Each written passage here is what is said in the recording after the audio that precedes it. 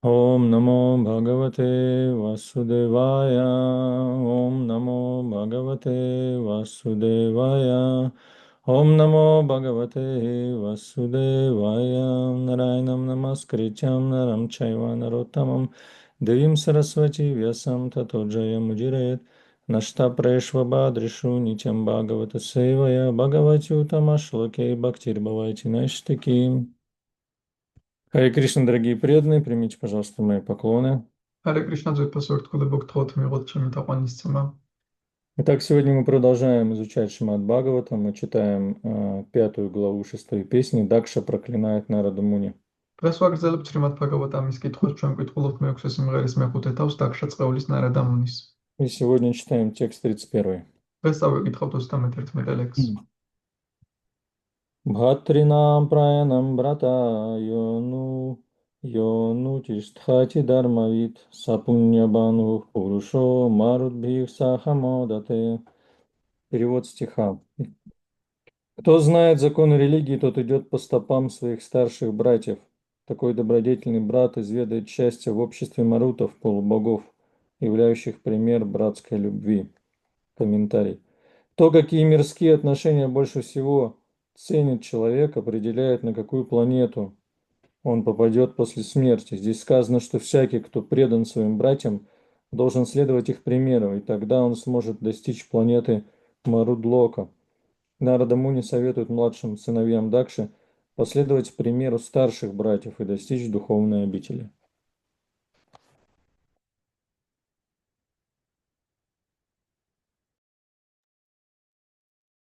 А вы микрофон выключили этим Бушнубром. რელიგიის კანონთა მცოდნე ძმა უფროსი ძმების კვალს მიჰყვება.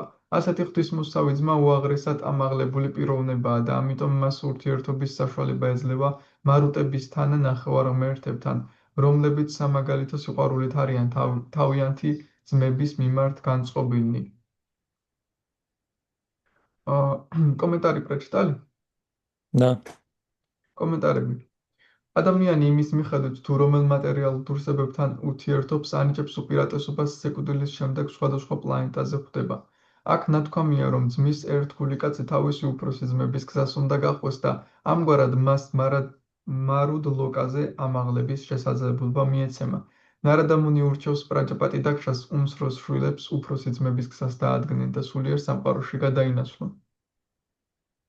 Ом Агьянатимирангасья Гьянанджана Шалакая Чакшурунмилитам Йена Тасмай Шри Гураве Намаха Шри Чайтанья Манобиштам Стапитам Йена Бутале Сваям Рупа Кадамахьям Дадати Свападантикам Ванчакалпата Рупяшча Крипасинху Бевача Патиданам Павайнебьо Вайшнавебьо Намо Намаха Джай Шри Кришна Чайтанья Прабху Нитянанда Шедвайта Гададхар Шивасади Гора Бхакта Вринда Харе Кришна Кришна Кришна Харе Харе Харе Рама Рама Рама Харе Харе Намам Вишну Падая Кришна Приштая Бутале Шримате Бхактивиданта Свамине Чинамине Намасте Сарасвати Деве Гауравани Прачарине Нирвишеша Шуньявади Пашчатья Дешатарине Мукам кароти вачалам пангум лангайте гирим яткрипатамахам ванде шигурум джинатаранам.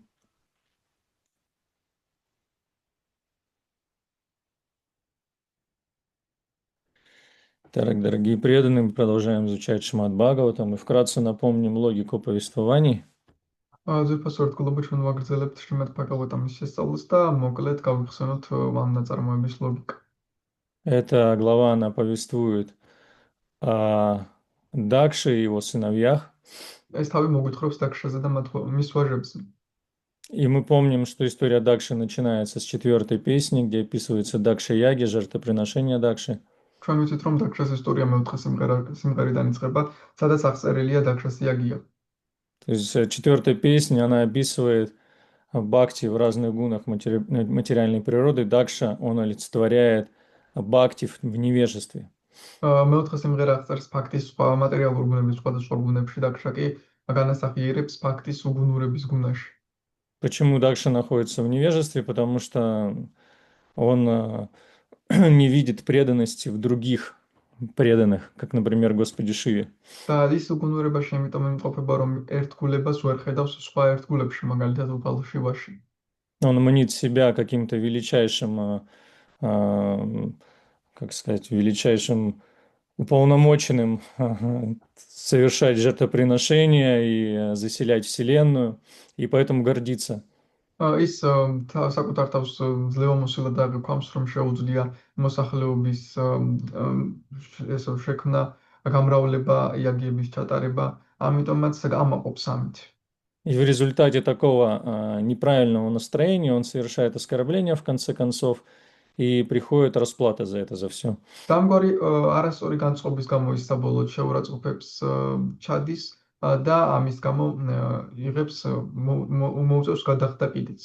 И мы помним, да, что за то, что он сделал, ему прикрутили голову козла. ჩვენ გვახსოვს, რომ რაც იმის გამო რაც მან გააკეთა, თხის თავი დაადგეს მას. И после этого Дакша не смог долгое время находиться, оставаться в этом теле, потому что, ну, как-то не очень это его вдохновляло. Поэтому он оставил тело. ამის გამო დიდხანს ვეღარ დარჩა სხეულში, დიდად არ ამხნევებდა ეს სხეული, ამიტომაც სხეული დატოვა. И он родился у прачетов и Мариши. და ის გაუჩნდა პრაჩეტებს და მარიშის. И вот на протяжении этого времени, то есть как он родился, да, он стал совершать аскезы. Говорится, что он 5 манвантар совершал аскезы. და ნათქვამია, რომ დოტა ვუკაკრაძილსა После того, как родился, извиняюсь, да. და მას შემდეგ რაც დაიბადა, ასკეზებს გადიოდა ის, ნათქვამია, რომ 5 მანვანტარა გადიოდა ასკეზებს ის. То есть он совершал аскезы, чтобы заново накопить вот это могущество, с помощью которого он еще, будучи Дакшей, да, он совершал вот эти жертвоприношения. და ის ასკეზებს იმიტომ ჩადიოდა, რომ ძლევამოსილება თავიდან მოეპოვებინა, რადგან დაკშა რომ იყო, ისევ ჩაეტარებინა მსხვერპლ შეწირვები. То есть сотни миллионов лет он совершал эти аскезы, чтобы опять восстановить свое могущество. ანუ 100 მილიონი წელი გადიოდა ამ ასკეზებს, რომ ისევ აღადგინა თავისი ძლევამოსილება. И вот те события, которые здесь описаны, они описаны в 7-й Манвантаре. И что Дакша, он восстановил свое могущество, и он решил продолжить заселять Вселенную. ეს მოვლენები, რაც აღწერილია მე-7 მანვანტარაში მიმდინარეობს და დაკშამ გადაწყვიტა ამ ასკეზების ჩატარება, რათა კიდევ დაესახლებინა სამყარო. При этом, как мы видим, ну или увидим буквально через несколько стихов, его это настроение такое сверху вниз, да, оценочное, оскорбительное, ну никуда не делось. მაგრამ ჩვენ ვნახავთ, რომ მასი ასე ვთქვათ, განწყობა მისი ეს შეფასების ზემოდან ქვემოთ ყურება არსად გამქრალა. То есть мы можем сразу отметить такой факт, что, к сожалению, изменить сознание очень сложно, даже если мы совершаем суровые аскезы. ამით შეგვიძლია ის დასკვნა გამოვიტანოთ, რომ სამწუხაროდ ცნობიერების შესვლა ძალიან რთულია, თუნდაც სასტიკი ასკეზებს ვასრულებდეთ. Имеется в виду, что аскезы, которые совершаются вне связи с Кришной, с Богом, да, направлены на достижение каких-то своих целей. გულისხმობა ასკეზები, რომლებიც კრიშნასთან კავშირით ასრულდება და განკუთვნილია გარკვეული საკუთარი მიზნების მისაღწევად. Почему так происходит? Потому что эго человека, когда он совершает аскезы, оно сильнее становится. ასე იმიტომ ხდება, რომ ადამიანის ეგო, რომელიც ასკეზებს ასრულებს, უფრო ძლიერდება. Как правило, люди совершают и сейчас какие-то даже аскезы, чтобы достичь каких-то своих материальных целей. როგორც წესი, ახლაც კი ასრულებენ ადამიანები გარკვეულ ასკეზებს, რომ თავიანთი მატერიალური მიზნები მიაღწიონ. И без аскез вообще невозможно ничего достичь. ასკეზების გარეშე საერთოდ შეუძლებელია ვერაფრის მიღწევა, ვერაფერს ვერ მიაღწევ. Но проблема в том, что когда люди, они совершают аскезы для материальных целей, для достижения материальных целей, они как бы становятся более жесткими такими. მაგრამ პრობლემა იმაშია, რომ ადამიანები, რომლებიც მატერიალური მიზნებისთვის ასრულებენ ასკეზებს, ესენი უფრო სასტიკები ხდებიან. Поэтому в том числе настроение Дакши, оно, к сожалению, не изменилось. ამიტომაც მათ შორის დაკშას განწყობა სამწუხაროდ არ შეცვლიდა. Да, так или иначе, Дакша, он, как сказать, интеллектуально понимает, что есть Бог, да, что есть определенное, что есть бхакти, да, но это его не привлекает, его привлекают материальные ценности. დაკშას ასე თუ ისე ინტელექტუალურად ესმის, რომ არსებობს ღმერთი, არსებობს ფაქტი, მაგრამ მას ეს არ იზიდავს, მას იზიდავს გარკვეული მატერიალური ფასეულობები. Поэтому он не может оценить все то, что делает Нарада Муни. ამიტომაც ის ვერ აფასებს იმ ყველაფერს, რასაც ნარადა მუნი აკეთებს. То есть Дакша идет путем праврити марга, да, наслаждения чувств, а Нарада Муни идет путем неврити марга, отречения от материи. დაქშა მიდის პრავრეტი მარგას გზით, ანუ მატერიაში ჩართული. ნარადა მუნი კი ნევრიტი მარგას გზით, ანუ განდეგილობის გზით მატერიის მიმართ.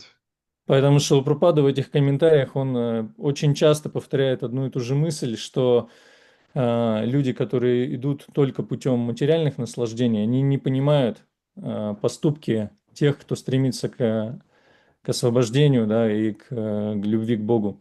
ამიტომაც შილაპრაპადა კომენტარებში რამდენიმე ჯერ იმეორებს ამაზრს, რომ ადამიანები, რომლებიც მიდიან ნევრიტი მარგას გზით, მათი არ ესმით მათ, ვინც მიდის პრავრიტი მარგას გზით. И переходя к Нараду Муни, мы можем отметить, что в этой главе, ну, мы можем увидеть настоящее могущество проповедника. ამ თავში ნარადა მუნის მაგალითზე შეგვიძლია ვიხილოთ ქადაგებლის ნამდვილი ძლევამოსილება.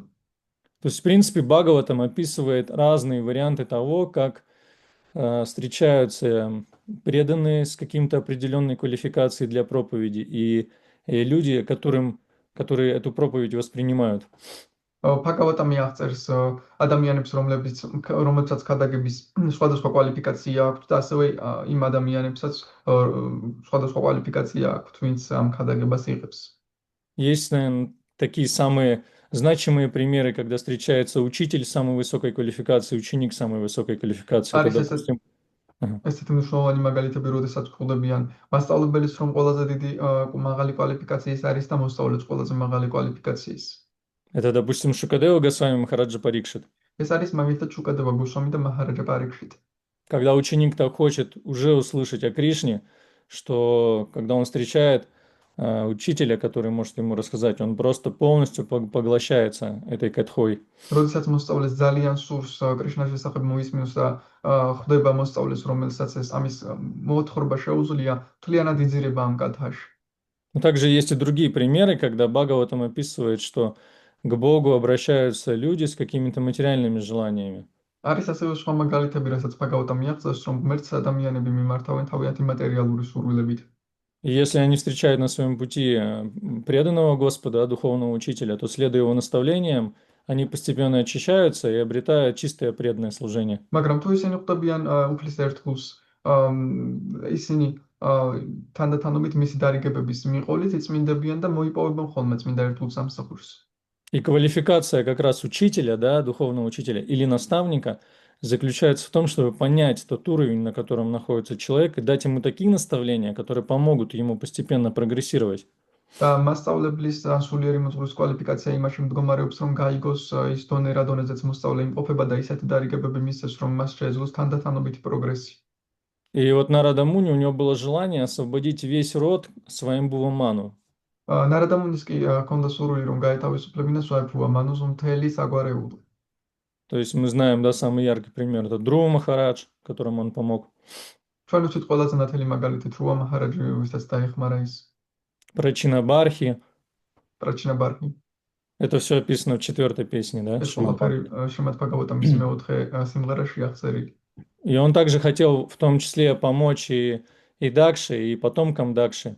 Но მას вот, ასევე სურდა დახმარებოდა დაქშას შთამომავლებსაც. да, к сожалению, настроение Дакши, вот это вот его отношение к Нараде Муни, оно не позволило обрести благо. მაგრამ სამწუხაროდ დაქშას განწყობამ ნარადა მუნის მიმართ არ მისცა საშუალება, რომ სიკეთე მოეპოვებინა მას. Потому что, чтобы бхакти, оно перетекло из сердца в сердце, нужно определенное настроение иметь. რადგან იმისათვის, რომ ფაქტი გულიდან გულში გადავიდეს, გარკვეული განწყობა, რომ საჭირო რომ გქონდეს. Бхагаватам называет это настроение Шрададханася, то есть это с верой, с почтением, с уважением. ფაგავატამი ამას უწოდებს ასეთ განწყობას, როდესაც რწმენით პატივისცემით ვართ განწყობილი. То есть, чтобы мы восприняли от кого-то бхакти, мы должны, условно говоря, с открытым сердцем к нему обратиться. ანუ თუ ვინმესგან ფაქტის მიღება გსურს, ღია გულით უნდა ვიყოთ მის მიმართ განწყობილი. Как сейчас можно модно говорить, должен быть какой-то запрос. ანუ ახლა მოდაშია ეს გამონათქვამი უნდა იყოს მოთხოვნა გარკვეული. Так у Дакши такого запроса, к сожалению, не было. სამწუხაროდ დაგშას ასეთი მოთხოვნა არ ჰქონდა. В отличие от каких-то других, ну, так сказать, героев Бхагаватам. ბაგავატომის სხვა გმირებისგან განსხვავებით. И вот здесь мы можем увидеть, что квалификация сыновей Дакшина была достаточно, ну, хорошая. აქ შეგვიძლია ვნახოთ, რომ დაგშას ვაჟების კვალიფიკაცია საკმაოდ კარგი იყო.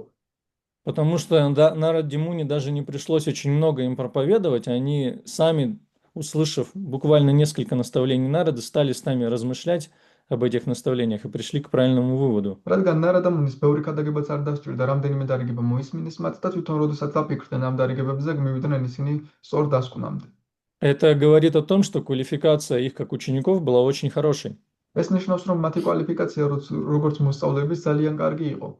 Потому что ученик, он всегда находится в процессе самоанализа. რადგან მოსწავლე ყოველთვის თვითანალიზის პროცესშია. И он осмысляет те наставления, которые он услышит от духовного учителя. და როდესაც ის დაფიქრდება და გაიაზრებს იმ დარიგებებს, რასაც სულიერი მოძღვრისგან ისმენს. И буквально в этой главе описано, что Нарада в нескольких стихах дал наставления сыновьям, но этого было достаточно, сыновьям Дакши, но этого было достаточно, чтобы они все правильно поняли. და აქ აღწერილია, რომ ნარადამუნი რამდენიმე ლექსში მისცა დარიგებები დაგშას ვაჟებისთვის, მაგრამ ეს მათთვის საკმარისი იყო, რომ ისინი ამის აზრს მიუხვედრილიყვნენ. И в принципе мы видим, что вот если мы посмотрим на историю жизни наших ачарьев, то мы видим, что даже все они, даже Шрила Прабхупада, им не нужно было много-много раз встречаться со своим духовным учителем. ჩვენი აჩარიების მაგალითად თუ შევხედავთ შრილა პრაბჰუპადას მაგალითად, მათაც არ სჭირდებოდათ, რომ ბევრჯერ შეხვედრილიყვნენ თავიანთ სულიერ მოძღვარს. То есть они слышали какие-то наставления своих духовных учителей, в свою очередь, да, размышляли об этом очень много времени, размышляли, готовились, и этого хватало, чтобы получить вот этот импульс, который направлял их на полное предание Кришне. ისინი ისმენდნენ სულიერი მოძღვრის დარიგებებს და შემდეგ ძალიან დიდხანს ფიქრობდნენ ამ დარიგებებზე და ეს უკვე საკმარისი იყო, რომ ისინი დამდგანალიყვნენ კრიშნასადმი სრულად მინდობის გზაზე, სრული მინდობის გზაზე.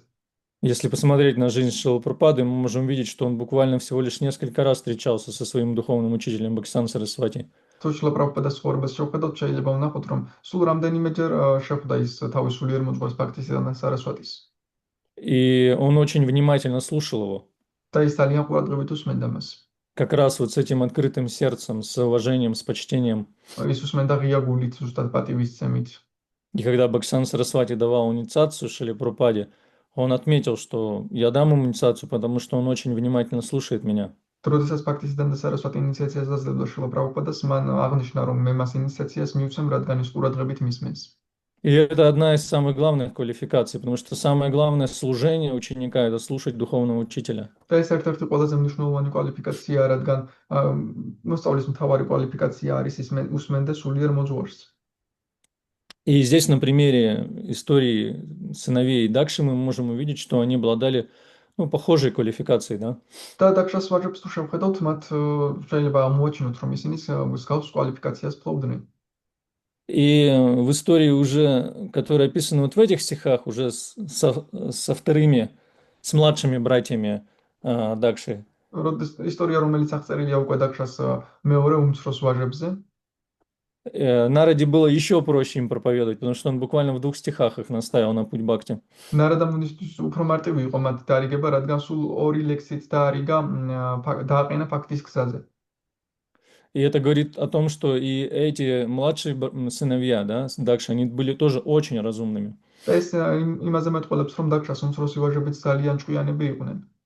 Потому что Нарада Муни им сказал, ну вот если вы любите своих, да, братьев, если вы хотите, да, если любите, то просто следуйте по их примеру. რადგან ნარადამუნი მოთხრა, თუ თქვენი ძმები გიყვარს, უბრალოდ მათ მაგალის მიჰყევით.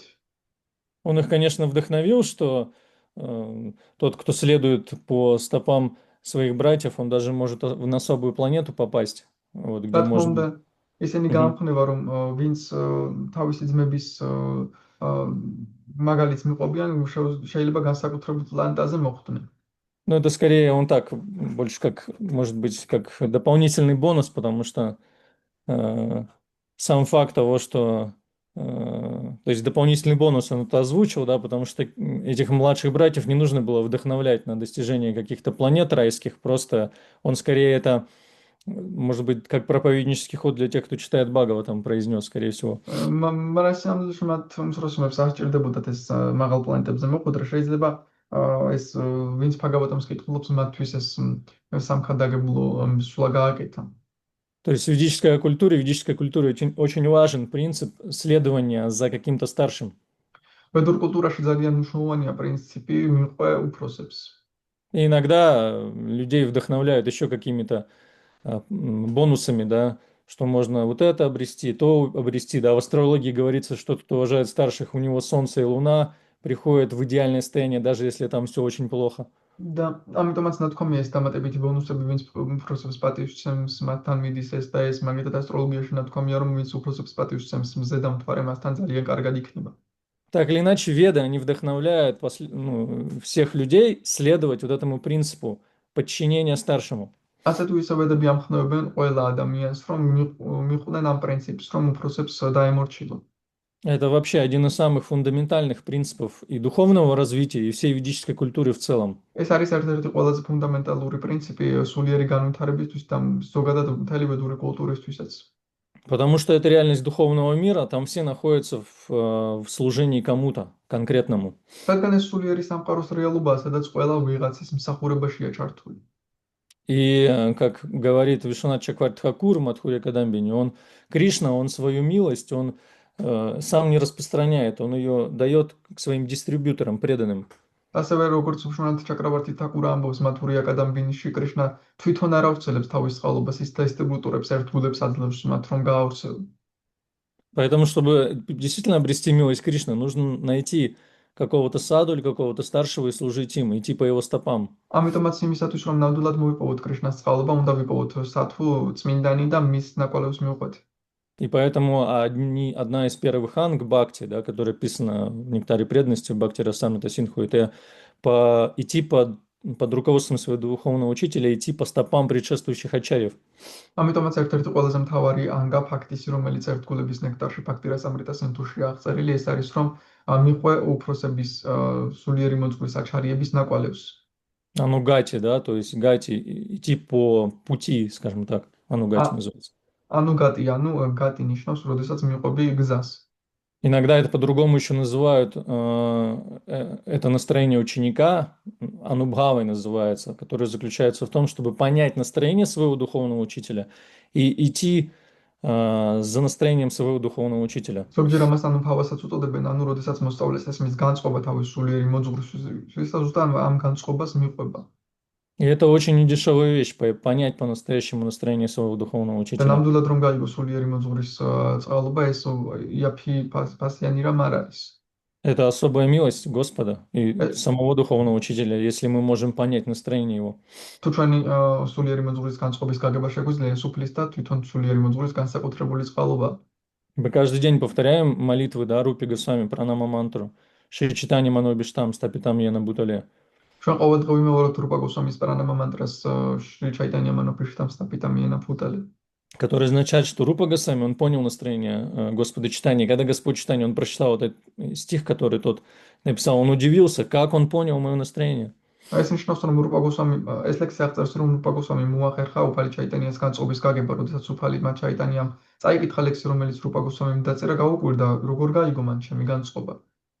То же самое мы видим среди других последователей Господа Читания. Допустим, Лаканат, он был вынужден оставить общество Господа Читания и первым вместе с Бугавхой Госвами отправиться во Врадж открывать потерянные места.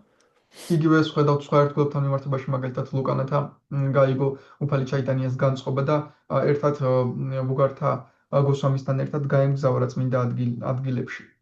То есть настроение, желание Господа Читания открыть Врадж для всех людей. გაიგო მან განწყობა უფალი ჩაიტანიასი, რომ ვრაჯა გაიხსნათ ყველა ადამიანებისთვის. Потом, допустим, мы видим это в жизни Нароттамы Даса Такура, да, который сначала обрел прему Гауранги. ჩვენ ასევე ვხედავთ ნაროტამ დას თაკურას ცხოვრებაში ასეთ მაგალითს, რომელმაც ის თავიდან მან მოიპოვა გაურანგას პრემა. Потом он пришел во Врадж, получил общение Дживы Госвами. შემდეგ მივიდა ვრაჯაში და ჯივა გოსვამისთან ურთიერთობა მიიღო. Он обрел милость своего духовного учителя Лаканатхи, да, Госвами. მოიპოვა თავის სულიერი მოძღვრის ლოკანათა გოსვამის წყალობა. Он получил даршан Кришны, даршан Шримати Радхарани. მან მიიღო კრიშნას შრიმატი რათარანის დარშანი. И после этого ему дали наставление все это оставить, ну, оставить общение с этими возвышенными преданными, идти проповедовать. შემდეგ მას მისცეს დარიგება, რომ ყველაფერი ან ურთიერთობა ამაღლებულ ერთგულებთან მიეტოვებინა და დაიწყო ქადაგება. И понимая настроение своего духовного учителя Лаканат Махараджа, своего Шикша Гуру Джива Госвами, он оставил Радж и пошел, и больше никогда туда не вернулся, он ушел проповедовать. და როდესაც თავის სულიერი მოძღვრის ლოკანათა გოსვამის და თავის შიქშა გურუ ჯივა გოსვამის დარიგება გაიგო, მან ისწავიდა ვრაჯიდან და აღარ დაბრუნებულა საქადაგებლად წავიდა. Это очень, ну, такая недешевая вещь. То есть он понял настроение своих старших и посвятил всю свою жизнь, да, исполнению этих наставлений. ეს არ არის უბრალო რამ, მან გაიგო თავისი დამნიგებლების უფროსების განწყობა და ამას მიუძღვნა თავისი ცხოვრება. Также чуть позже сам Бхаксан Сарасвати, он в какой-то момент, когда Горкишор Дас Бабаджи Махарадж сначала оставил тело его духовного учителя, потом его отец Бхактивинод Тхакур оставил тело спустя год, это в 15 году было. ასევე ბაქტისიდანტა სარასვატიმაც, როდესაც ჯერ მისმა სულიერმა მოძღვარმა გაურაკიშორა და ბაბაჯიმ დატოვა სხეული, შემდეგ კი მამამისმა ბაქტივინოდა თაკურა. Бхаксан Сарасвати вот в это время он находился в таком определенной духовной растерянности. ბაქტისიდანტა სარასვატი ამ დროს გარკვეულ სულიერ მდგომარეობაში იყო, როდესაც ძალიან განიცდიდა მას არ იცოდა რა გაეკეთებინა. То есть, с одной стороны, он понимал настроение своих старших, да, заказ на проповедь. ერთის ხური მას ესმოდა თავისი უფროსების დარიგება, რომ დაეკადაგა მას. С другой стороны, он не чувствовал в себе, как сказать, могущества такого духовного, чтобы все это воплотить в жизнь. მეორეს მხრივ კი არ გრძნობდა ეს საკუთარ თავში ეს ასე ვთქვათ სულიერ ძლევამოსილებას, რომ ეს ყველაფერი განახორციელებინა. Но при этом как бы вот эта внутренняя решимость духовная все-таки служить настроению своих старших, она привела к тому, что в этих своих размышлениях он получил даршан Панчататвы, да? მაგრამ ამ მაინც სულიერი შეუპოვრობის, შინაგანი სულიერი შეუპოვრობამ, რომ მიყვე შენი უფროსების დარიგებებს, მიიყვანა იქამდე, რომ პანჩატატვას დარშანი მიიღო. И Господь Чайтанья, он сказал Бхактисиддханта Сарасвати, не бойся ничего, просто следуй наставлениям, да, проповедуй. Мы дадим тебе все, последователей, денег, храмы и так далее. და უფალმა ჩაიტანიამ უთხრა, ნურაფრის გეშინია, უბრალოდ მიყავი დარიგებებს და იქადაგე ჩვენ მოგცემთ ყველაფერს, ტაძრებსაც, ფულს, მიმდევრებს. Да, то же самое было и в жизни Шрилы Прабхупады. Он сколько там, 5 или 6 раз всего лишь имел возможность пообщаться с Бхактисиддхантом Сарасвати, но при этом он четко понял настроение своего духовного учителя. იგივე იყო შრილა პრაბჰუპადასთან მიმართებაში, 5-6 ჯერ თუ მოახერხა ურთიერთობა ბაქტისიდანტა სარასვატისთან, მაგრამ ნათლად გაიგო მისი განწყობა. И он готовился 40 лет по факту к тому, чтобы исполнить это наставление. ის რეალურად 40 წელი ემზადებოდა იმისთვის, რომ მისი დარგება შეესრულებინა. И Прабхупада очень часто называет это секретом. და შრილა პრაბჰუპადა ძალიან ხშირად ამას უწოდებს საიდუმლოს. Секретом духовной жизни, который может очень быстро человеку помочь спрогрессировать в духовной жизни. სულიერი ცხოვრების საიდუმლოს, რომელიც ძალიან სწრაფად ეხმარება ადამიანს, რომ პროგრესირდეს სულიერ ცხოვრებაში. Вот это медитация на настроение своего духовного учителя. ეს არის მედიტაცია ჩვენი სულიერი მოძღვრის განწყობაზე. Или на настроение каких-то предшествующих ачарьев, если у вас есть отношения с ними. ან წინამორბედ აჩარიების განწყობაზე ურთიერთობა თუ რაიმე ურთიერთობა გვაქვს დამყარებული მასთან. Это и называется идти по стопам предшествующих ачарьев или идти по стопам духовного учителя. ამას ეწოდება ზუსტად რომ მიყვე ზუსტად амас ქვია მიყვე ან წინამორბედი აჩარიების განწყობას დარიგებებს ან სულიერი მოძღვრისა. То есть слушать своего духовного учителя, размышлять об этих наставлениях. ანუ усмину საკუთარ სულიერ მოძღვარს და იფიქრო ამ დარიგებებზე. И слушать это не просто как информацию, а слушать, пытаясь почувствовать, как эта личность, которую я слушаю, как этот саду, он сам хочет служить Кришне. და усмину არა მხოლოდ ინფორმაციას, არამედ გრძნობდა ეს ადო რომ იგრძნო ის ვისაც უსმენეს სათუ მას თვითონ მას როგორ სურს კრიშნას მსახურება. Вот с этим желанием, как я могу помочь ему. და ამ სურვილით, რომ მე როგორ შემიძლია მას დავეხმარო ამაში.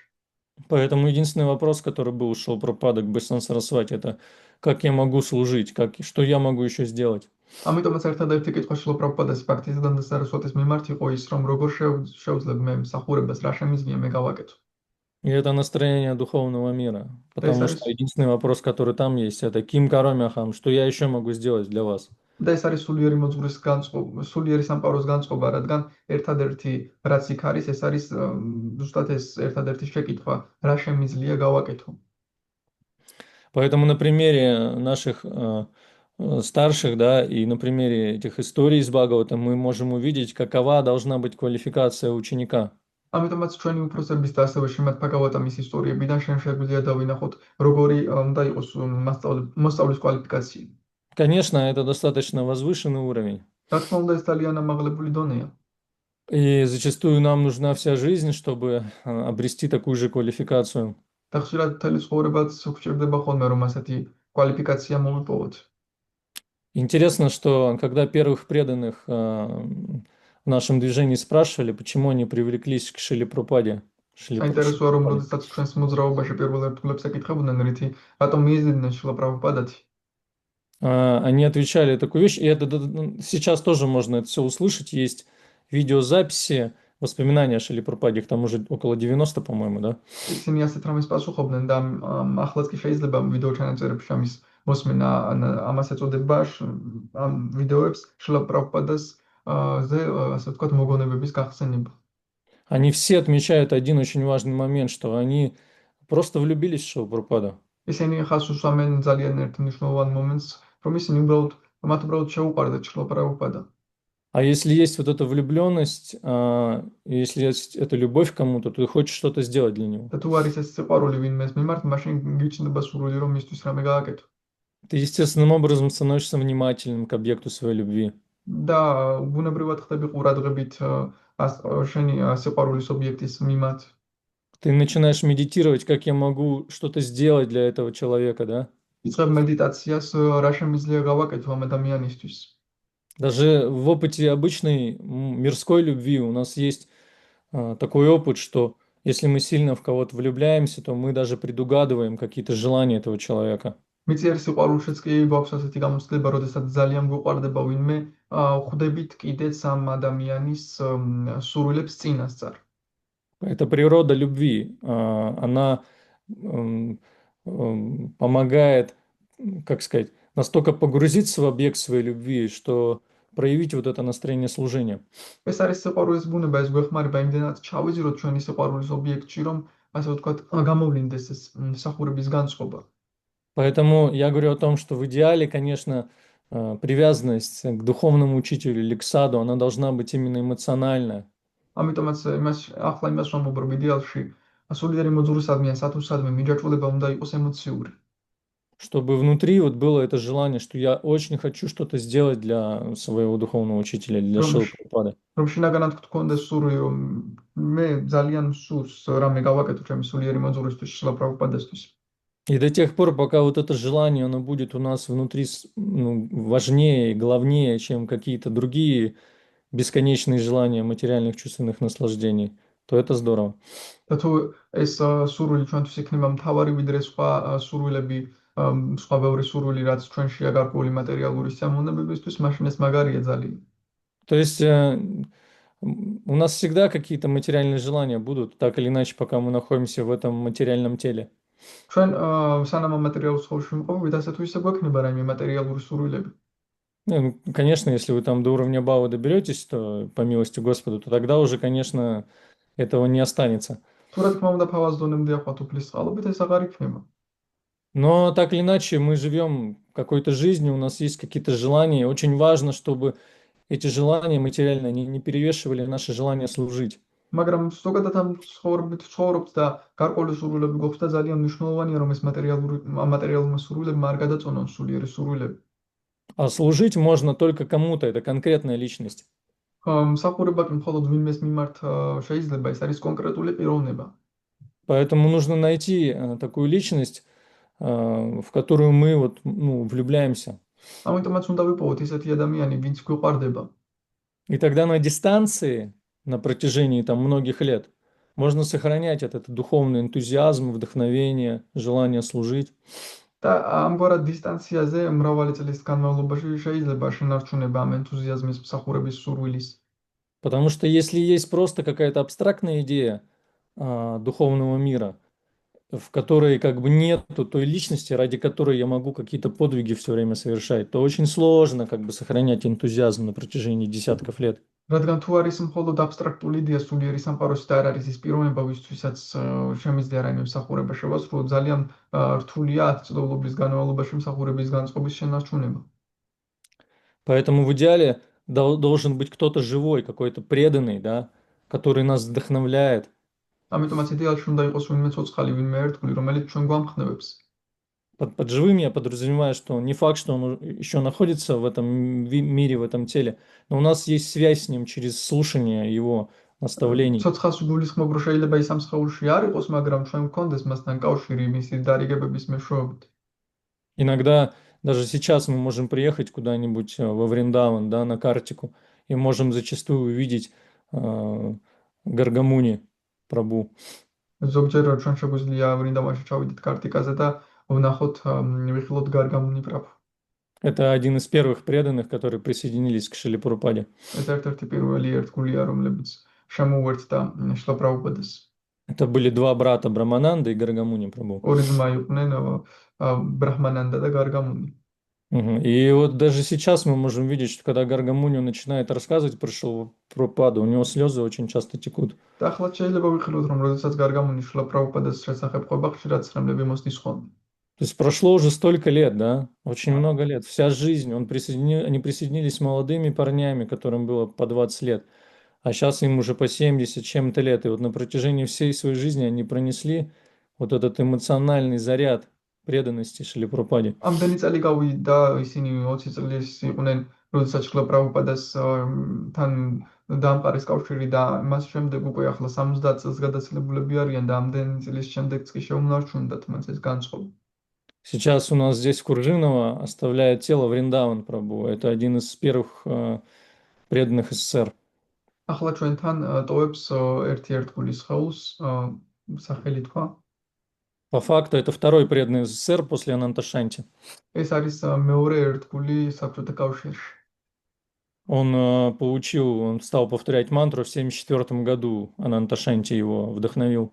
ანანტაშანტიმ გაამხნევა და 70 каком? В 1974 году. 74 წელს დაიწყო მანტრის გამეორება.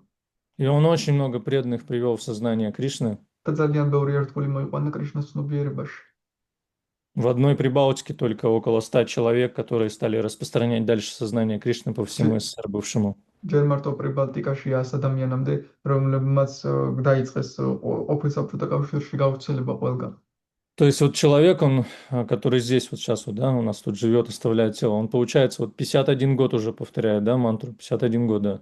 ანუ ეს ადამიანი, რომელიც ახლა ჩვენთან ცხოვრობს და ტოვებს ხელს, უკვე 51 წელია ჯაპას იმეორებს. И, конечно, в его жизни было очень много разных испытаний. Он 2 раза сидел в тюрьме за сознание Кришны. და რა თქმა უნდა, მის ცხოვრებაში ბევრი გამოცდა იყო, ორჯერ იჯდა ციხეში კრიშნას ცნობიერების გამო. Когда он в тюрьму попал, он себе сделал четки из одежды, из майки, представляете? Вот связал такие узелки и повторял на них святое имя. როდესაც ეს ციხეში იჯდა, თავისი მაისურისგან გააკეთა ის ბურთულები და კრიალოსთან საბოლოო ჯამში რაზეც იმეორებდა წმინდა სახელს. И когда с ним соприкасаешься, ну, когда он еще вот буквально с полгода назад еще был здоровым более-менее, когда ты с ним соприкасался, он все время тебя вдохновлял на проповедь. როდესაც მასთან შეხება ქონდა, ყოველთვის გამხნევებდა ქადაგებაზე. Он говорил, давайте поедем туда, будем проповедовать, поедем в Америку, там куда-нибудь еще поедем. მოდი აქ წავიდეთ, იქ წავიდეთ, ვიქადაგოთ, ამერიკაში წავიდეთ, კიდე სადღაც წავიდეთ. Он просто очень сильно медитировал на настроение Шрилы Прабхупады на проповедь. ძალიან ძლიერად медитировал შრილა პრაბჰუპადის განწყობაზე, ქადაგების განწყობაზე. И сейчас вот он уходит, и единственное, что он попросил, чтобы всегда джапа Шрилы Прабхупады, она всегда звучала в доме. და ახლა ის ტოვებს ხელს და რაც ერთადერთი რაც ითხოვა, რომ შრილა პრაბჰუპადას ჯაპა ყოველთვის ისმოდეს სახლში. То есть очень сильно он тоже был привязан и привязан к Шриле Прабхупаде. И эта вот привязанность, она помогает держаться на плаву ანუ сознания ისიც Кришны. ძალიან არის მიჯაჭვული ჭილა პრაბჰუპადაზე და ეს მიჯაჭვულობა გეხმარება, რომ კრიშნას ცნობიერება გქონდეს. Ну, я вот, наверное, какой-то такой хотел передать посыл, что очень важно, на примере вот этих историй мы видим, насколько важно быть привязанным к духовному учителю. გზავნილი მინდოდა გადმომეცა, რომ ამ ისტორიების მაგალითზე ჩვენ ვხედავთ, რამდენად მნიშვნელოვანია, რომ იყო მიჯაჭვული სულიერი მოძღვარის დარიგებებზე. Насколько важно вообще вот обрести эту квалификацию, да, то есть услышать наставление духовного учителя и принять его всем сердцем. რამდენად მნიშვნელოვანია მოვიპოვოთ ეს კვალიფიკაცია, რომ სულიერი მოძღვრის დარიგება მოვისმინოთ და მთელი გულით მივიღოთ ის. Шилапрапада, кстати, по этому поводу говорил, что вот когда он читал Бхагавад-гиту, დილა პრაბჰუპადა переводил, точнее, ამბობდა ამის комментировал даже. შესახებ, რომ როდესაც ბhagavad-gītას что делал бхагавад-gītu? Комментировал Бхагавад-гиту. კომენტირებას აკეთებდა. То вот он прочитал этот известный текст 2.41. წაიკითხა ცნობილი ლექსი 2:41. И там Вишванат Чакраварти Тхакур в комментарии, он как бы пишет очень интересную вещь, да. და ვიშванат чакраварти თაკურ ამ ლექსის კომენტარებში ძალიან საინტერესო რამს წერს. Сам стих, он говорит про Вьявасаятмика Буддхиха Каха Курунандана, что нужно вот, ну, направить, чтобы твой ум, твой разум, все свое сознание, оно было целенаправлено. თვითონ ლექსი საუბრობს იმაზე, რომ შენი ცნობიერება და гонება უნდა იყოს მიზანდასახული, მიმართული. И Вишванат Чакраварти Тхакур, он как раз говорит о том, что это возможно только если наша цель нашей жизни – это вот удовлетворить духовного учителя. ვიშванат чакраварти თაკურა კი ამბობს, რომ ეს მხოლოდ მაშინ არის შესაძლებელი, თუ ჩვენი ცხოვრების მიზანია დავაკმაყოფილოთ სულიერი მოძღვარი. И Шриле Прабхупаде этот комментарий, ну, кто хочет, может потом прочитать, да, он придал вот этот импульс всю свою жизнь посвятить наставлению Бхактисиданта Сарасвати. შრილა პრაბჰუპადამ კომენტარებში გადმოსცა ეს განწყობა, რომ მთელი თავის ცხოვრება მიუძღვნა ბhaktisitanta sarasvatis. Хотя он всего лишь несколько раз, как мы уже говорили, сегодня получал это наставление за всю свою жизнь. იმის მიუხედავად, რომ სულ რამდენჯერმე მოუწია მასთან შეხვედრა და დარიგებების მიღება თავის ცხოვრების განმავლობაში. И то же самое мы видим здесь, в этих стихах, да, что буквально несколько стихов, несколько наставлений Нарада Муни дает, но сыновья Дакши, они воспринимают это, сами начинают на эти наставления медитировать и вдохновляются. და იგივე ვხედავთ ამ ლექსებში, სულ რამდენიმე ლექსის მიიღნენ ნარადამუნისგან დაქშას ვაჟები, ამით ისინი გამხნევდებიან, მედიტირებენ ამ დარიგებებზე, თვითონ იგებენ რა უნდა გააკეთონ და შემდეგ ასრულებენ. Ну, наверное, какие-то такие мысли оставим какое-то время, может быть, на вопросы, комментарии, протесты. აი ეს აზრები მაქვს თუ და დრო დავტოვოთ რაიმე კომენტარებზე, შეკითხვებზე, პროტესტებზე თუ ვინმეს გაქვთ. Если у кого-то есть что, чем поделиться, что-то сказать. თუ ვინმე გსურთ რაიმის თქმა, გისმენთ.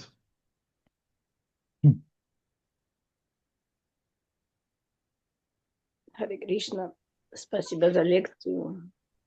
Как раз Госвами Махарадж тоже об этом говорил на ретрите в Армении, что если мы не следуем и не слушаем духовного учителя, значит, у нас нет инициации. ამას კარგი მინდა. გოსვამი მაჰარაჯი ზუსტად ამას ამბობდა რეტრიტზე სომხეთში, რომ თუ არ უსმენთ სულიერ მოძღვარს, ესე იგი ჩვენ არ გვაქვს ინიციაცია. А можно не иметь официальную инициацию, и если мы слушаем, значит, это у нас есть инициация. შეიძლება არ გქონდეს ოფიციალური ინიციაცია, მაგრამ თუ ისმენთ, ესე იგი ჩვენ გვაქვს ინიციაცია. Вот еще раз убедилась о важности слушания и исследования духовным наставлениям духовного учителя. Спасибо вам. და კიდევ ერთხელ დავწმუნდი ახლაც სულიერი მოძღვრის დარიგებების მოსმენაზე და მიყოლის მნიშვნელობაზე. მადლობა თქვენ. Да, это очень важное замечание. Один раз один из учеников Шрилы Прабхупады, он спросил его. ეს ძალიან მნიშვნელოვანი შენიშვნაა. ერთხელ შრილა პრაბჰუპადას ერთ-ერთ მოსწავლემ კითხა მას. Он сказал: Прабхупада, вот мы распространяем ваши книги, люди их берут, читают, но они же не инициированы. და მათ უთხრეს, პრაბჰუპადა, ჩვენ შენ წიგნებს ვავრცელებთ, ის ხალხი იღებს, კითხულობს, მაგრამ ისინი ხომ არ არიან ინიცირებულები.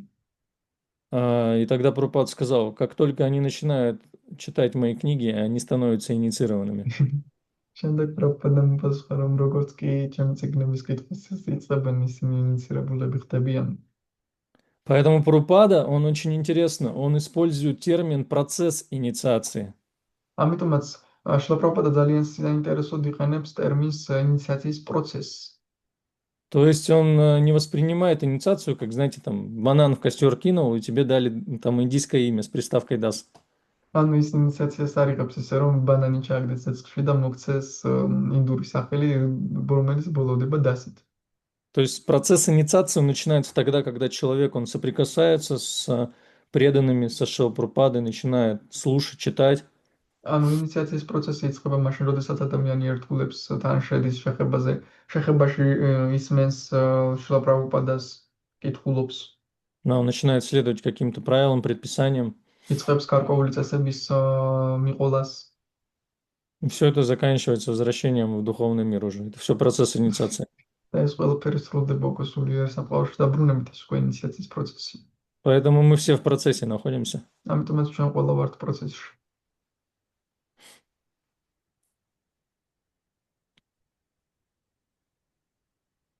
Да, вот Гурудев тоже говорит всегда, что не надо думать, что мы только один раз сделали выбор и все. То есть мы каждый Конечно. день делаем выбор. Мгм. Можно вопрос задать? Спасибо, Прабhu, доктор Прабhu, за интересную лекцию. У меня вот такой вопрос, что мы столько слушаем духовным учителям, но это не оказывает такого сильного, не меняет нас так сильно, как прочитать, например, 2 слова слышали от Нарадамуни. Они полностью предались и достигли совершенства. Хотя вы это объяснили, а я хотел бы еще раз послушать это объяснение, почему это так происходит. Спасибо. კითხვა მდგომარეობს იმაში, რომ ჩვენ ბევრს ვისმენთ სულიერ მოძღვარს, მაგრამ ასე არ მოქმედებს ეს, როგორც მაგალითად ბრაჯეტებმა მოვისმინეს ორი სიტყვა და უცბად სრულიად მიენდნენ მას. Ну, на этот вопрос можно, конечно, по-разному отвечать. რა თქმა უნდა, ამ შეკითხვას შეიძლება სხვადასხვაგვარად გაეცეს პასუხი. Можно, конечно, так, знаете, научно сказать, ну вот, это зависит от квалификации учителя и, самое главное, от уже имеющейся квалификации ученика. შეიძლება მეცნიერულად ვთქვათ, რომ ეს დამოკიდებულია სულიერი მოძღვრის კვალიფიკაციაზე და ასევე მოსწავლის კვალიფიკაციაზე. Что если ученик, он уже с прошлой жизни имеет какой-то опыт духовный, да, то тогда он может очень быстро предаться наставлениям. რომ თუ მოსწავლის უკვე აქვს წინა ცხოვრებიდან გარკვეული გამოცდილებები, ძალიან სწრაფად შეუძლია მიენდოს სულიერი მოძღვრის დარიგებებს. И все это как бы правильно. ეს ყველაფერი სწორია. Но мне вот нравится, знаете, один раз Гор Говинда Махарадж, он достиг премы в этой жизни. И он один раз спросил у своих учеников вот тот же самый вопрос. და მაგრამ მე მომწონს გორგოვინდა მაჰარაჯის პასუხი, რომელმაც პრემას მიაღწია ამავე ცხოვრებაში. ის თავის მოსწავლებს იგივე задал ученикам или ученики Ученикам, задали? да. Он рассказал им историю, задал вопрос. და მოსწავლეებს დაუსვა მან შეკითხვა. ისტორია მოუყვა და დაუსვა შეკითხვა. История была следующая. ისტორია ამგვარი იყო. Было две Матаджи, невестка и, как это сказать, свекровь, да? Они отправились на Бхагавата Саптаху слушать какого-то саду. აი ისტორია ასეთი იყო, შეკროვ როგორ თქვა. Да, свекровь. დედამთილი დարձალი. დედამთილი და რძალი. რძალი და დედამთილი წავიდნენ ათპრავილის კუდა, Слушать в соседнюю деревню саду. რომ მეზობელს სოფელში სათვისთვის მოესმინათ. И вот они, когда шли туда, там была маленькая речка, которая, ну, такая, она обмелела, и они ее спокойно перешли и пришли в деревню слушать саду стали. და იქ პატარა მდინარე იყო, გადალახეს მარტივად ეს მდინარე და შემდეგ სოფელში მივიდნენ, რომ სათვისთვის მოესმინათ. И вот они 7 дней там сидели, слушали Бхагаватам, саду все время вдохновлял их, повторяйте святое имя, повторяйте святое имя. 7 დღე ისმენდნენ ბჰაგავატამს სათვისგან, ის ყოველთვის ამხნევებდა, რომ იმეორეთ წმინდა სახელი, იმეორეთ წმინდა სახელი. И вот они вышли из этой деревни, пошли обратно к себе уже, и молодая, она все время повторяла Хари, Хари, Хари, Хари. წამოვიდნენ ისინი უკვე ამ სოფლიდან და ახალგაზრდა სულ იმეორებდა ჰარი, ჰარი, ჰარი, ჰარი. Как бы получается свекровь, она так, ну, скептически как-то шла, в общем, не особо восприняла вот эти наставления саду. დედამთილი კი სკეპტიკურად მოდიოდა და დიდად არ აუქვია ეს სტატუსის დარიგებები. И когда они возвращались обратно в свою деревню, вот эта река, она разлилась, она большая стала. როდესაც ბრუნდებოდნენ თავის სოფელში, უკვე ეს მდინარე დიდი გახდა. И эта молодая невестка, она спокойно со святым именем перешла и пошла. და ეს ახალგაზრდა რძალი წმინდა სახელთან გამეორებაში ძალიან მშვიდად გადაიარა მდინარეზე და წავიდა. А более такая пожилая свекровь, она стала заходить в эту реку, ее стала сносить. მაგრამ როდესაც დედამთილი შედიოდა ამ მდინარე მიხავდა ის ასე ვთქვათ მდინარეს. И она стала кричать невестке: помоги мне, помоги. და ის რძალს ეძახოდა დამეხმარე, დამეხმარე. А та ей говорит: так а что ты святое имя-то не повторяешь? Тебе сказали, повторяй, ты не только эту речку перейдешь, ты вообще весь океан материального существования переплывешь. რძალმა უთხრა და რატომ არ იმეორებ წმინდა სახელს? იმეორე და ამ მდინარეს კი არა, მთელ материальный სამყაროს ოკეანეს გადალახა. И вот Горгавин Махарадж, он вот эту историю рассказал и спрашивает своих учеников, почему вот одна как бы посидела, послушала саду и вот просто сразу предалась его наставлениям, а там ее свекровь, она как бы ничего не приняла в сердце. და გორგოვინდა მაჰარაჯი ეკითხებოდა მოსწავლეებს, რომ რატომ მოხდა ისე, რომ ერთმა გულით მიიღო ეს დარიგებები და მიყვა, მეორემ კი დიდად არ მიიღო ეს დარიგებები და არ მიყვა. И ученики стали разные там предлагать какие-то варианты. Ну вот там у нее сукрити было, она там еще что-то там. Так научно пытались объяснить. მოსწავლეები ცდილობდნენ მეცნიერულად დაეხსნათ იმას სუკრიტი ჰქონდა კიდევ რაღაცებს ამბობდნენ. И Горгавин Махарадж говорил: да, да, это все, конечно, правильно. გორგოვინდა მაჰარაჯი ამბობდა, კი, ეს ყველაფერი რა თქმა უნდა მართალია. А потом он просто, ну, такое, знаете, резюме сделал, какой-то вывод такой. და შემდეგ გარკვეული დასკვნა გააკეთა. Он сказал, что вот, ну, молодая, она просто очень сильно захотела услышать это и принять в свое сердце эти наставления. და მან უბრალოდ ამ ახალგაზრდას ძალიან ძლიერ მოუნდა, რომ მოისმინა ეს ყველაფერი და მიიღო ეს დარიგებები. Она свое сердце просто открыла, как бы, вот, и вот эта простота позволила ей это воспринять. მან უბრალოდ ეს თავისი გული გახსნა და ეს უბრალოებამ საშუალება მისცა მას, რომ ეს ყველაფერი მიიღო. А вот эта постаршая Матаджи, ну, она так, знаете, ну, типа, что нам сегодня тут расскажут вот из этой серии და с ეს таким настроением. უпроსი მატაჯი კი ამბობდა, ფიქრობდა ასეთი განწყობით უსმენდა, რომ აბა ერთი რას მოგვიყვებიან დღეს და ასეთი განწყობით ისმენდა.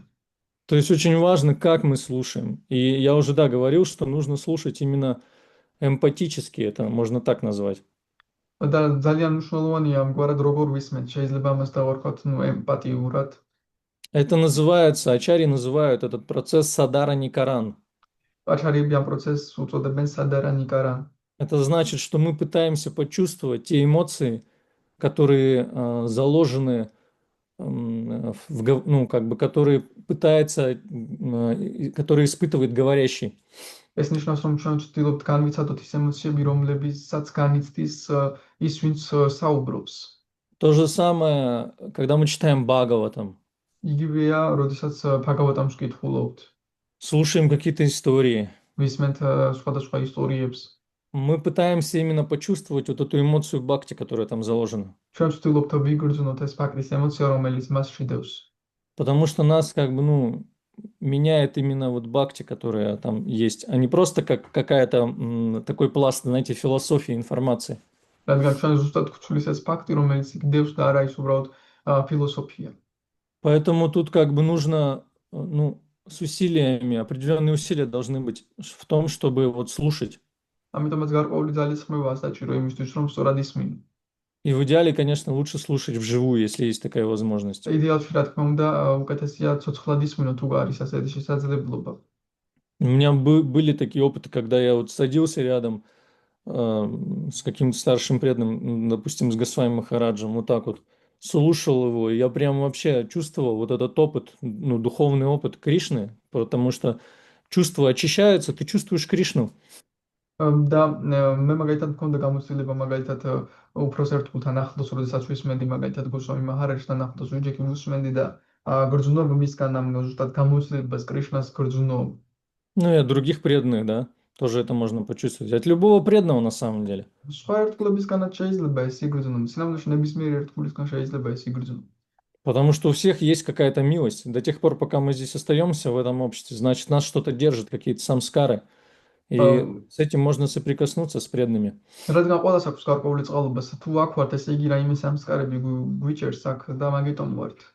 Как вот в правильном сознании, севая, в настроении служения, если ты соприкасаешься с преданным, то тогда ты от него эту милость можешь получить. თუ მსახურების განწყობით შეხება გაქვს ერთგულებთან, მათგან შეგიძლია ამ წყალობის მიღება. Если, то есть, ты вот в моменте, когда ты слушаешь, находишься в правильном сознании служения, то ты можешь услышать. თუ როდესაც ისმენ იმ მომენტში სწორი მსახურების განწყობით ისმენ, მაშინ შეიძლება რომ მოისმინ. И ты вот услышал, почувствовал вот это вот. И ты начинаешь об этом думать, об этом, ну, как бы на это медитировать. როცა ისმენ ამას გრძნობ და შემდეგ იწყებ ამაზე მედიტირებას. И это постепенно становится частью тебя. და ეს თანდათანობით ხდება შენი ნაწილი. Ну, наверное, вот я просто как-то свой опыт тут поделился. აი ასე ამგვარად ჩემი გამოცდილება გაგიზიარეთ.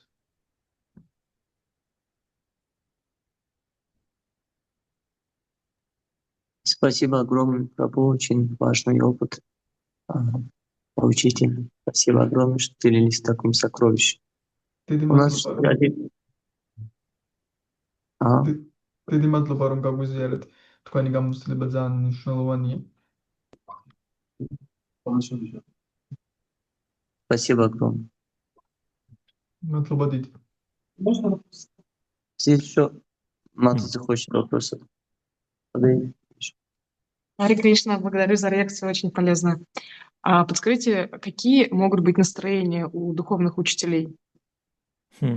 Ну, настроения разные могут быть. Потому что мы смотрим на Шрилу Прабхупаду и... извиняюсь, вопрос, да.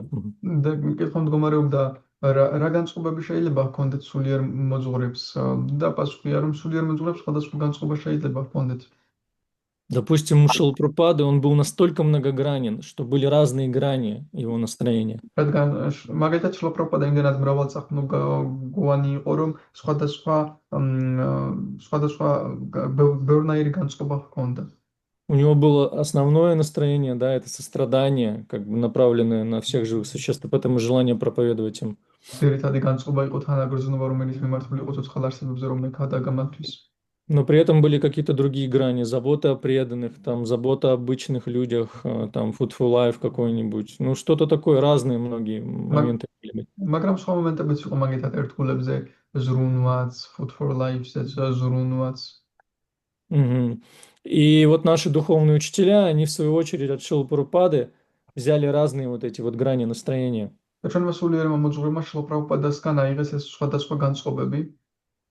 Поэтому мы видим, что какие-то духовные учителя, ученики Шрилы Прабхупады, они до конца своих дней проповедовали, вдохновляли на проповедь, там, распространяли книги, говорили об этом.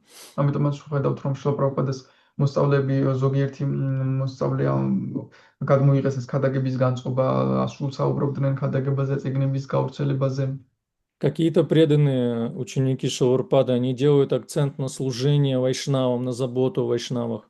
ზოგიერთი შრილა პრაბჰუპადას მოსწავლე აქცენტს აკეთებს ვაიშნავებზე, ზრუნვაზე, მათზე ზრუნვაზე. Ну, я как бы вот в своей медитации выделяю таких два основных настроения. И это все, в принципе, одно. То есть это забота, служение живым существам. Она либо направлена на внешнюю проповедь, тогда на внешнюю аудиторию, тогда это проповедь. Либо на внутреннюю аудиторию, тогда это забота о преданных. Вот для меня, как бы, я так вот разделил. ჩემს მედიტაციაში ასე გავყავი, ერთი არის ქადაგების განწყობა, თანაგრძნობის განწყობა, მაგალითად, როდესაც გარეთ გავდივართ საქადაგებლად, მეორე კი როდესაც ერთგულებზე ვზრუნავთ, ეს არის ზრუნვის განწყობა, ერთგულებზე зрунვის განწყობა, როდესაც შიგნით ვართ კონცენტრირებული, რომ მათზე ვიზრუნოთ. Поэтому, как мне кажется, глобально есть только два варианта. Либо, ну, сказать, себя задействовать в проповеди, да, на внешнюю аудиторию людям, либо себя задействовать в служении вайшнавам, заботе о вайшнавах. ამიტომაც არის ესე იგი როგორც ხვდები ორი ვარიანტი ან ჩვენ ასე ვმოქმედებთ იმისთვის რომ გარეთ ვიქადაგოთ ადამიანებისთვის ან ვაიშნავებს ვემსახუროთ, რომლებიც უკვე აქ არიან და მათზე ვიზრუნოთ. Ну, либо и так, такое тоже может быть. ან ორივე ესეც შეიძლება იყოს. Ну, вот как бы я вот вижу, что вот есть два таких основных настроения духовных учителей. Но важно именно понять, и там уже дальше, как сказать, вот эти вот более глобальные вещи, они уже детализируются, да, для кого-то забота о преданных это может быть образование, да, то есть вот Госвами Махарадж, он очень большой акцент делает на то, чтобы образование было в обществе преданных там и так далее, какие-то другие моменты. არის Более ეს ორი детальные. მთავარი განწყობა, რომელიც იყოფა უფრო დეტალურ განწყობებად, მაგალითად, გოსვამი მაჰარაჯის უფრო განათლებას აქცევს ყურადღებას, რომ ერთგულებმა განათლება მიიღონ და ამგვარად გამოხატონ მასზე ზრუნვა, ეს დეტალიზება უკვე ამ ყველაფრის. Опять же, проповедь может быть тоже разная. Может быть харинама, может быть санкиртана, может быть какая-то социальная проповедь. ქადაგებაც შეიძლება სხვადასხვა იყოს, ან ჰარინამა, ან სანკირტანა, ან რაიმე სოციალური ქადაგება. Ну, то есть, как бы тут лучше это все понять, настроение своего духовного учителя или своего наставника, или того саду, который вас привлекает. უკეთესია თუ გავიგებთ ჩვენი სულიერი მოძღვრის განწყობას, ჩვენი დამრიგებლის განწყობას, ან იმ სათუს განწყობას, რომელიც გვიზიდავს. Да, наверное, как-то так. და ახლობით ეს. Можно еще один вопрос задать, ваше Мгм. просвещение? Вы сказали, что вот добавок к первому моему вопросу, вот от квалификации ученика, квалификация духовного учителя тоже зависит, насколько она будет производить в нашем сердце какие-то изменения. Но зависимо от нашего осквернения мы всегда видим другие какие-то недостатки, духовные Мгм. учителя тоже, вот духовный учитель. Какие-то недостатки. И мы слышим, что духовные учители бывают разных уровней, Мадьям, Каништа и Уттама. Имеет ли важность это, или всецело зависит от слушателя? Например, вы сказали, что можно слушать обыкновенного преданного и вдохновиться очень сильно. თქვენ თქვით, რომ ჩვენ მნიშვნელოვანია სულიერი მოძღვრის კვალიფიკაციაც და მოსწავლის კვალიფიკაციაც, მაგრამ ჩვენი ცნობიერება იმისკენ არის მიმართული, რომ სხვებში ვხედავთ ნაკლოვანებებს, მაგალითად სულიერ მოძღვარს ეს არ ყოფნის, ასეა, ისეა, სხვა სულიერ მოძღვრის კვალიფიკაციაში სულიერი მოძღვარი შეიძლება იყოს როგორც კანიშტა, მათიამ, ნუტამა, მაგრამ არის თუ არა დამოკიდებული მაგალითად ყველაფერი მსმენელზე, რადგან თქვენ ახსენეთ, რომ შეიძლება ჩვეულებრივი ერთგულისგანაც ვისმინოთ და თუ სწორად ვისმენთ, ეს შეგვცვლის. Да, спасибо, это важный вопрос. მადლობა, მნიშვნელოვანი შეკითხვაა. Бхагаватам говорит нам о том, что самая главная квалификация – это квалификация слушателя. ბაგავატამი გვეუბნება, რომ ყველაზე მთავარი კვალიფიკაცია არის მსმენელის კვალიფიკაცია. Вся первая песня, она описывает именно квалификацию Махараджа Парикшита. პირველი სიმღერა ზუსტად მაჰარაჯა პარიქშიტის კვალიფიკაციას აღწერს. Даже какие-то главы, которые описывают его родственников, они, ну, преданных до него, они описывают только с той целью, чтобы показать, какими качествами обладал Махараджа Парикшит, почему он родился в таком роду. სხვა თავებიც კი, რომლებიც აღწერილია, რომლებიც მოგვითხრობს მაგალითად მაჰარაჯა პარიქშიტის საგვარეულოზე, ისინი მხოლოდ იმიტომ არის მოთხრობილი, რომ მაჰარაჯა პარიქშიტი განადიდოს, როგორ საგვარეულოში დაიბადა ის. То же самое в 11-й песне, допустим, есть эта история про этого брамана, у которого было 24 гуру. იგივე ისტორია მეთერთმეტე სიმღერაზე ბრაჰმანზე, რომელსაც ჰყავდა 24 გურუ. То есть проблема не в квалификации духовного учителя. Учителя есть всегда. პრობლემა არ არის სულიერი მოძღვრის კვალიფიკაციაში, სულიერი მოძღვრები ყოველთვის არიან. Потому что гуру татва, она может проявиться через кого угодно. რადგან გურუ ტატვა ნებისმიერი მიერ შეიძლება გამოვლინდეს ნებისმიერის გავლით, ასე ვთქვათ. Вопрос, есть ли у тебя квалификация услышать это? კითხვა იმაშია, გვაქვს თუ არა კვალიფიკაცია, რომ ეს მოვისმინოთ. Если у тебя, ну, есть вот этот сева дхикара или, как сказать, смирение, да? თუ გვაქვს ჩვენ თავმდაბლობა, то в той степени, в какой оно есть, ты можешь это от разных людей воспринимать. Если у тебя маленькое смирение, ты можешь только от старших воспринять. მაგალითად თუ მარტო პატარა თავმდაბლობა აქვს, შეიძლება მარტო უფროსებისგან შეიძლება შეგიძლია ამის მიღება. Если смирение побольше, можешь уже от равных воспринимать. თუ უფრო მეტი თავმდაბლობა გვაქვს, ამის აღქმა უკვე თანაბარებისგანაც შეგიძლია. Если еще больше от младших. თუ კიდევ მეტი გაქვს თავმდაბლობა, უმცროსებისგან შეგიძლია ამის აღქმა. Если еще больше от вообще любого человека. თუ კიდევ მეტი თავმდაბლობა გაქვს ნებისმიერი ადამიანისგან შეგიძლია ამის აღქმა. Если еще больше от вообще любого живого существа. თუ კიდევ მეტი გაქვს მაშინ ნებისმიერი ცოცხალი არსებისგან შეგიძლია ამის მიღება. А если самое большое, если ты вообще много смирений, ты можешь даже от страданий, от каких-то, очень много каких-то, ну да, от страданий, от своей жизни тоже принимать наставления, скажем так, уроки. თუ კიდევ ბევრი თავმდაბლობა გაქვს შენი ცხოვრებაში ტანჯობისგანაც და სირთულებისგანაც შეგიძლია გაკუთვნილების გამოტანა. Шилпрапада, он мог от какого-нибудь пьяного доктора просто принять наставление, что нужно ходить каждый день. პრაბჰუპადამ შეიძლება მიიღო დარიგება თრალი ექიმისგანაც კი რომელმაც უთხრა რომ ყოველდღე უნდა იარო. Мы тут даже от трезвого доктора не можем наставление принять. ჩვენ ფხიზელი атрезво кого? Доктора. Но он принял Да, наставление от этого пьяного, что нужно ходить каждый день. А мы даже трезвому предаться не можем доктору. კი ვერ ვიღებთ ამ დარიგებას. Поэтому как бы зависит от квалификации ученика. ამიტომაც მოსწავლის კვალიფიკაციაზეა ეს დამოკიდებული. Если есть это смирение, то ты можешь милость взять от любого преданного. თუ გაქვს ეს თავმდაბლობა, მაშინ ნებისმიერი ერთგულისგან შეგვიძლია სწავლობის მიღება. Вот. Ну а чтобы вот этот адхикар, эту квалификацию ученика обрести, вот нам вся наша жизнь дана со всеми ее разными ситуациями. და იმისთვის რომ ეს მოსწავლის ადհიკარი კვალიფიკაცია მივიღოთ, მთელი ცხოვრება გვაქვს მოცემული სხვადასხვა სიტუაციებით. Потому что Кришна, он нас всегда учит чему-то. რადგან კრიშნა ჩვენ ყოველთვის რაღაცას გვასწავლის. Вот. Спасибо огромное, Прабхуджи. Харе Кришна. Спасибо большое. Спасибо. Огромное вам спасибо. И надеемся, что вы нас так большие перерывы не будете делать. Ну Давать да. возможность слушать вас. Огромное вам спасибо. Харе Кришна, спасибо, что У меня занимаетесь. один вопрос появился. Тогда как понять то, что у мудрецов, когда они слушали Шукадеву Госвами, было не Шукадеву Госвами, а Шаунакариши, у них сначала было желание, да, попасть в райские планеты. Когда слушали его, очистились, и когда слушали Суту Госвами, тоже поменялось их желание, и когда слушали Шукадеву Госвами, уже совсем поменялось Адхикари их. И если только от слушателей зависит, когда так, как это понять? მხოლოდ სმენაზეა დამოკიდებული იმაში, როგორ გავიგოთ ის, რომ ჯერ როდესაც შაუნაკა რიშის უსმენდნენ шаунаку риши вначале слушали или этого?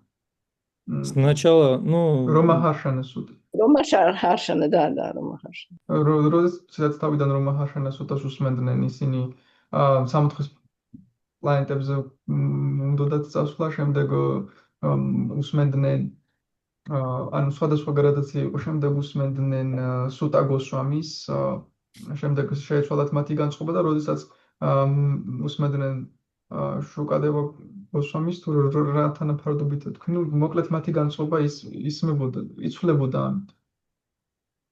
Адхикари იცვლებოდა. Адхикари მათი квалификация იცვლებოდა. Да, это важно, и то важно. Но просто Бхагаватам говорит, что квалификация слушателя, ученика, она важнее. ორივე მნიშვნელოვანია, უბრალოდ Бхагаватам ამბობს, რომ მოსწავლის квалификация უფრო მნიშვნელოვანია. Он Нарада Дакши тоже пытался проповедовать, но как бы квалификации не хватило у него воспринять все. Хотя Нарада был величайшим просто მიმართ გადაგებასაც ცდილობდა, მაგრამ მას არ იყო квалификация, რომ მიიღო ეს. И в примере с мудрецами на Имишаране, да, они очистили в процессе слушания. На Имишаранияс бრძენების მაგალითად კი ისინი გაიწმინდნენ მოსმენის процессში. Ну, то есть, как бы нужно время, да, чтобы наше сознание очистилось. Дრო არის საჭირო, რომ ჩვენი ცნობიერება გაიწმინდოს. Вот, но, как сказать, важно именно вот это желание правильно слушать. მაგრამ მნიშვნელოვანია ეს სურვილი, სწორად მოსმენის სურვილი.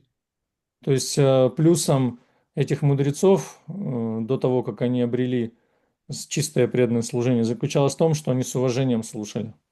და ამ ბრძენების პლუსი, რომელმაც მოიპოვეს წმინდა ერთგული მსახურება, იმაში მდგომარეობდა, რომ ისინი Вот с этим, პატივისცემით ისმენდნენ. то есть это просто ведический принцип такой, что я саду слушаю как бы смиренно, и поэтому милость она перетекает. ეს ვედური პრინციპია, რომ მე სათუს სამდაბლობით ვუსმენ და ეს წყალობა მოდის ჩემთ. Не, ну безусловно, конечно, если вы слушаете возвышенного преданного, то этот процесс сам быстрее происходит. მაგრამ რა თქმა უნდა, თუ ამაღლებულ ერთგულს ვისმენთ, ეს პროცესი უფრო სწრაფად ხდება. Это важно именно пока вот, ну, нету такой сильной,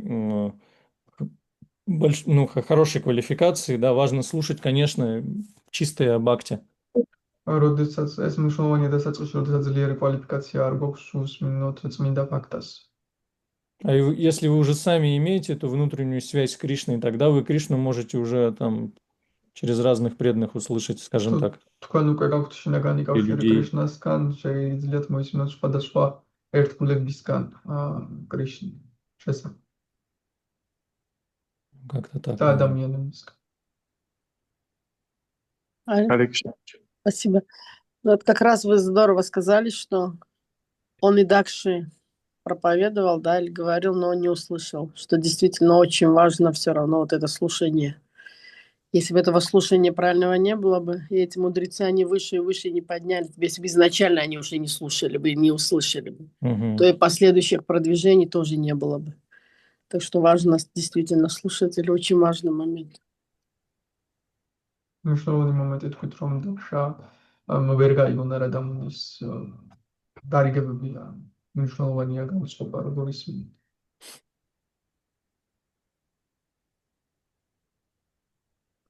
Прабу еще хотел, похоже, спросить. Харе Кришна, Махараджи. Спасибо большое за лекцию. Я хотел бы как-то уточнить, вот, чтобы у меня там немножко по полочкам попытаюсь вот, порядочить.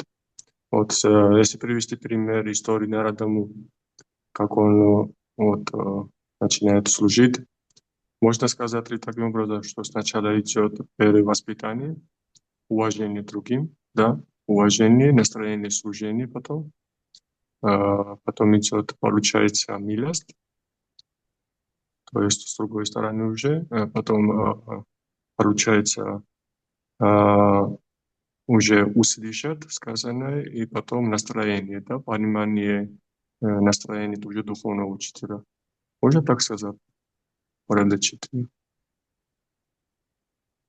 და რო ჩამოსო თქვათ, ნარადამუნის მსახურების მაგალითზე მოიყვანა, რომ ჯერ არის აღზრდა, შემდეგ ეს და თანმიმდევრობები გრადაცია მოიყვანა, რომ და შემდეგ მოდის უკვე მოსმენის განწყობა. Да, в принципе, вы все правильно описали, последовательность. პრინციპში თქვენ ყველა კარგად აღწერეთ თანმიმდევრობა.